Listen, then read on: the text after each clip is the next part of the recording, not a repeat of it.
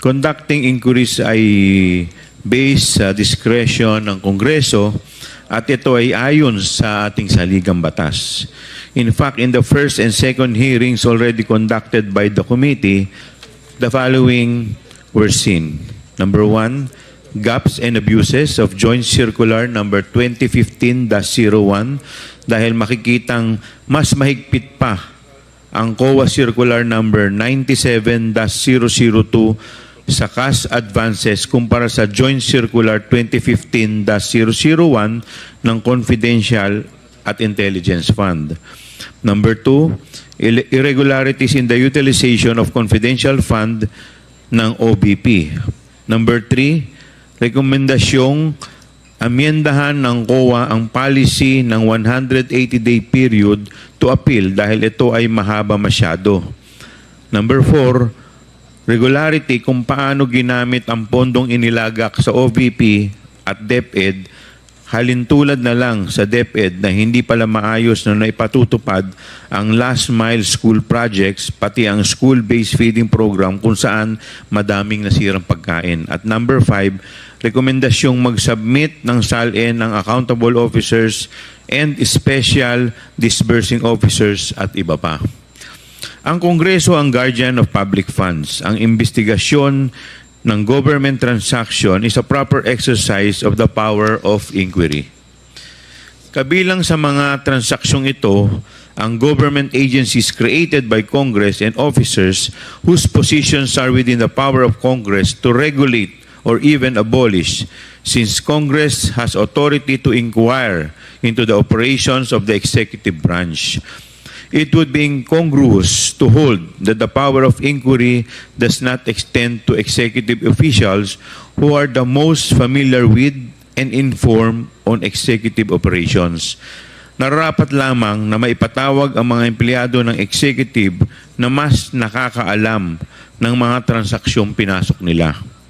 The power of inquiry with process to enforce it is grounded on the necessity of information in the legislative process.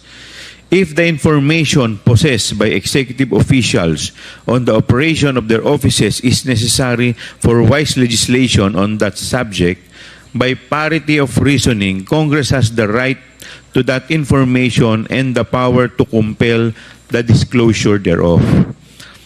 It also follows that non-compliance and unjustified, baseless refusal with congressional inquiries is tantamount to a violation of the Constitution.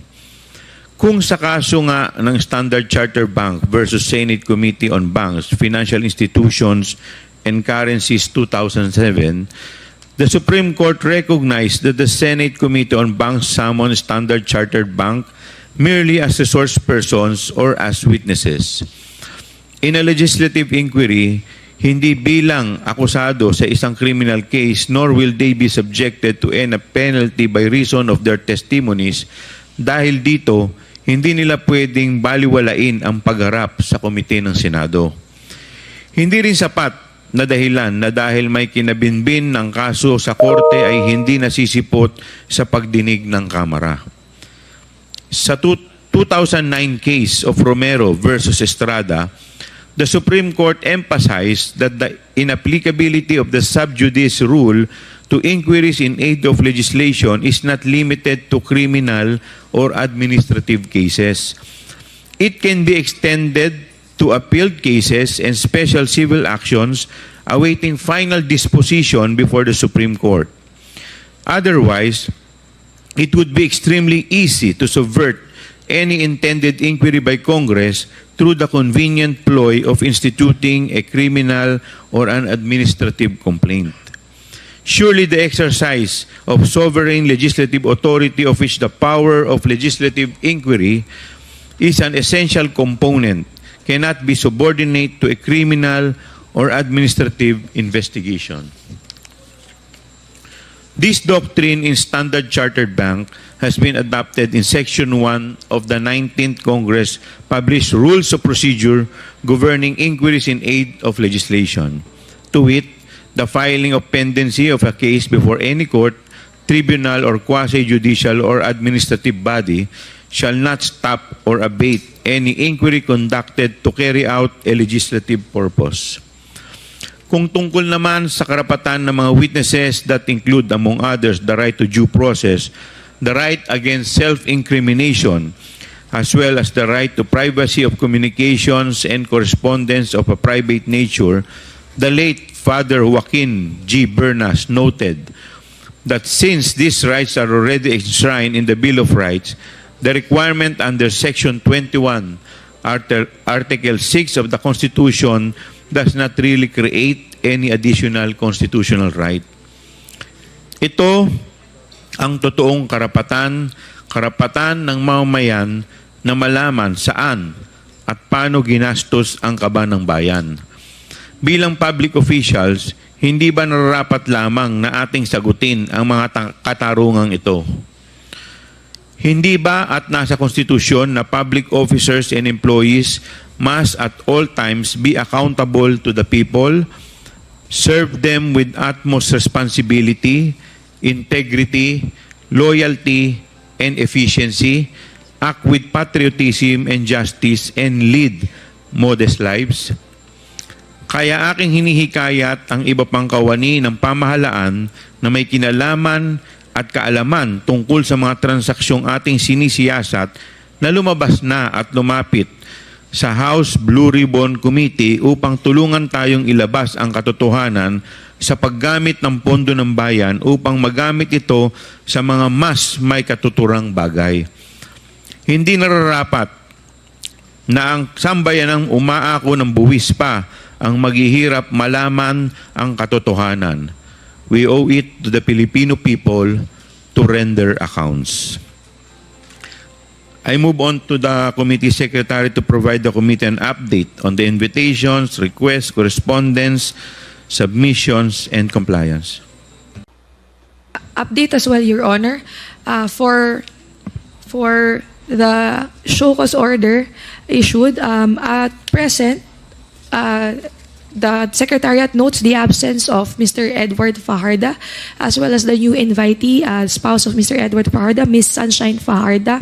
Some of the additional invitees as well for the Department of Education are not present, or the committee secretariat has not been informed of their presence, particularly Attorney Brady De Castro, Attorney Resty Osayas, are not here today, Your Honor.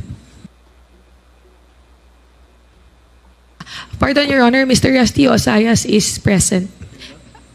Attorney Resty Osayas, for all our guests and resource persons and witnesses, if you have not been recognized, kindly approach the mic, introduce yourself and your agency and your designation. Thank you.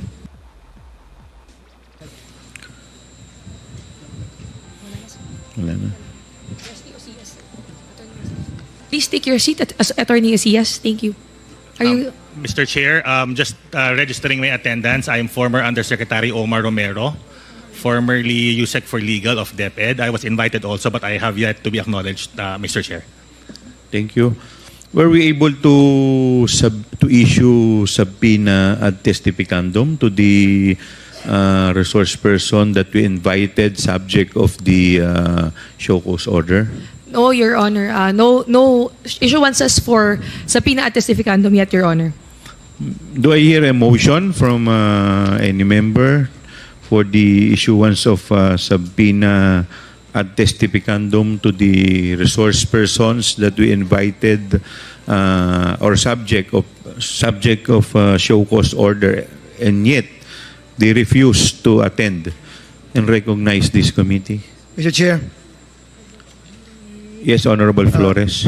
I move that we issue a subpoena ad testificandum to the persons named by the COMSEC, those who were issued the show cause orders. Your Honors, may I be recognized, sir? Yes, Comsec. The individuals who were previously issued show cause orders were Attorney Zuleika T. Lopez, Attorney Lemuel Ortonio, Attorney Rosaline Sanchez, Ms. Gina F. Acosta, Ms.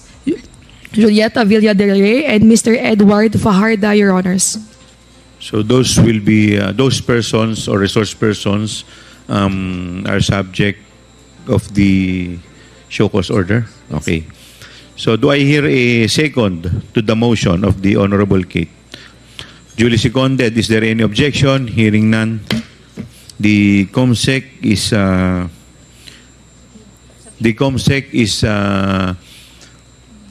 ordered to issue a subpoena ad testificandum to the following resource person, 5 resource persons, namely Pardon, Your Honor, 6, Attorney Lopez, Attorney Ortonio, Attorney Sanchez, Ms. Acosta, Ms. Villa Del Rey, and Mr. Fajarda.